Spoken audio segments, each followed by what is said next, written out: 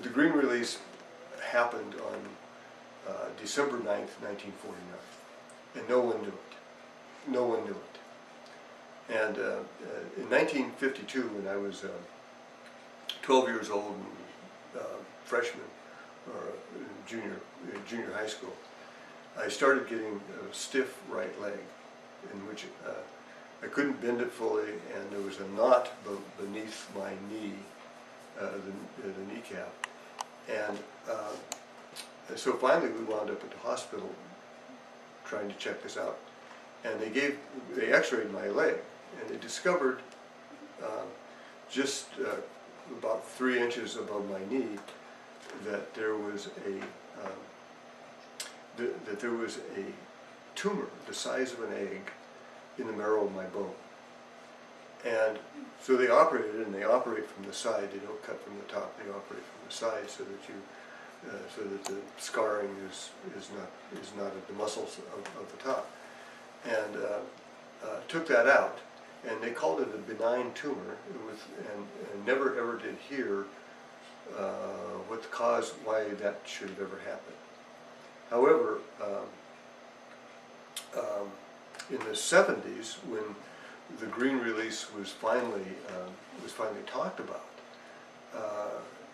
one of the things that they said, and I cannot remember, there's a specific type of radiation that collects in the marrow of your bones and gives you, cancer of the marrow of the bones, and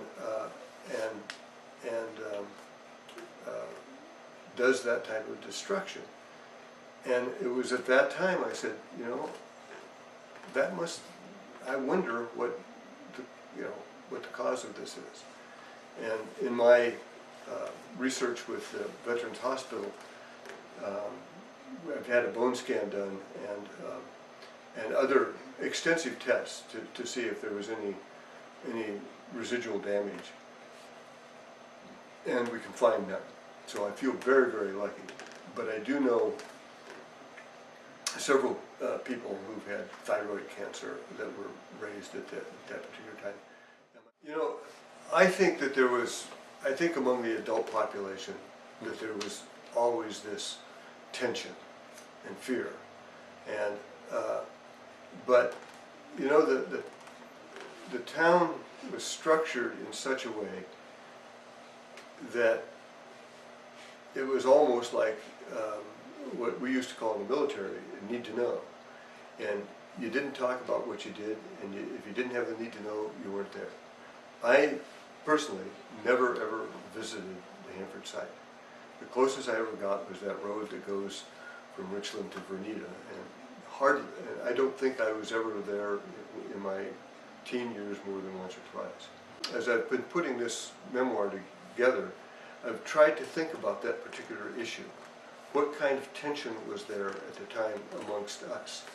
I don't remember any tension at all. And I mean, it was as perfect a childhood place to be as I could now look back and imagine. Not from that time, because you don't know. I mean, but as I said, there wasn't any crime, there wasn't any race riots, there wasn't any conflict. The racial issue, as I said, about the Negroes were in East Pasco. The Mexicans were upstream in the Yakima River, up at Wapato and Prosser and Granger and those places. And I now know some people who grew up in Mexican descent, who grew up there, and we've talked about that issue there. And then in the pea harvest, Mexicans were brought in, were bussed in from Mexico specifically to pitchfork peas. Us kids, I didn't have to pitchfork peas. I got to drive a tractor. Got to drive a D6 Cat in my teenage years.